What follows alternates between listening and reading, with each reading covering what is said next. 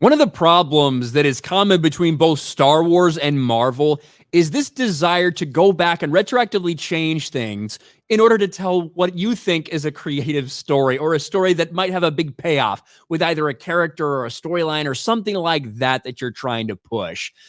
But in all actuality, what it ends up doing is devaluing a thing that people cared about so much, something that people loved so much. And in the case of Marvel, it looks like they're admitting that's exactly what they want to do right now. This story came out a couple days ago. Marvel Studios confirms plan for Thor and Loki to reunite. And it reminded me of one of the reasons that I have such a problem with the premise of the Loki series in general. And it's because, although I do really like Tom Hiddleston as Loki, and I think he's got a lot of charisma and things like that, Loki's character arc ended in Infinity War, and it should have stayed that way. And when you take characters that were dead and bring them back to life for one reason or another, it ends up doing damage to the character that they were in the character arc that they had. Just think about this for a little while. Think about the Marvel Cinematic Universe, phase 1, 2, and 3. The introduction of Loki, the arc that he went on, is he going to be a good guy? Is he going to team with his brothers? Is he going to backstab him? What's he going to do? We see this entire thing play out across multiple movies, across multiple even team-up movies with the character of Loki. And finally, by the end of Thor Ragnarok, we think we have a good idea of where Loki stands. We think he's finally taken a step and a decisive step to stand with his brother. But then Infinity War happens, and you get basically this opening scene in Infinity War where you question that once again. Is Loki going to turn on his brother and help Thanos? But no, it's a trick. He tries to betray Thanos. He tries to stop Thanos, and he dies for it. He pays the price for it. And we see in a very serious, morbid moment in the Marvel Cinematic Universe, we see the life get crushed out of Loki as his brother Thor sits there and watches on. And we hear that like scream of pain from Thor. That's such a powerful moment in the MCU and in Infinity War. And I think Infinity War is a great, great movie. I think it made a lot of mistakes with Endgame afterwards, but Infinity War, I think it's a great movie. And that's one of the reasons why.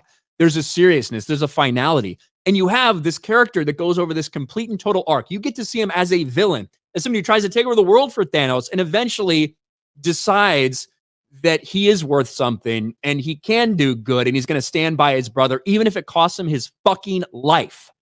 That's what we see play out in Infinity War, a great character arc. Then what happens in Endgame? They go back in the past, the Tesseract, goes to him, he grabs it, and he disappears. In that little moment, I was thinking to myself on the drive home from Endgame, I really hope they don't go and do something exploring this version of Loki, because in that timeline, I hope they don't do it, but I'm sure they won't. I'm sure they won't ruin that incredible arc that they just had for this character.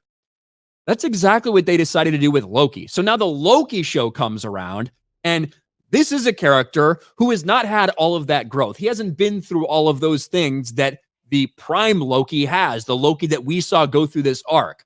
And instead, they give him a Cliff Notes version of his life. He watches a projector screen with all these things that happened that he went through. That is not the same as watching that character go through those things.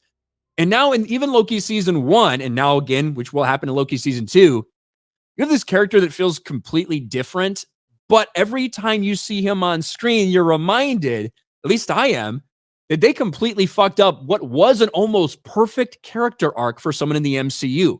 So now every time you go back and try to enjoy something like Infinity War, you're going to be reminded that, well, it's pretty serious. He just got choked out by Thanos and died right in front of Thor, but don't worry, he's still alive in this timeline. And now with the admission that Marvel Studios confirms plan for Thor and Loki to reunite, that means it's all going to be erased.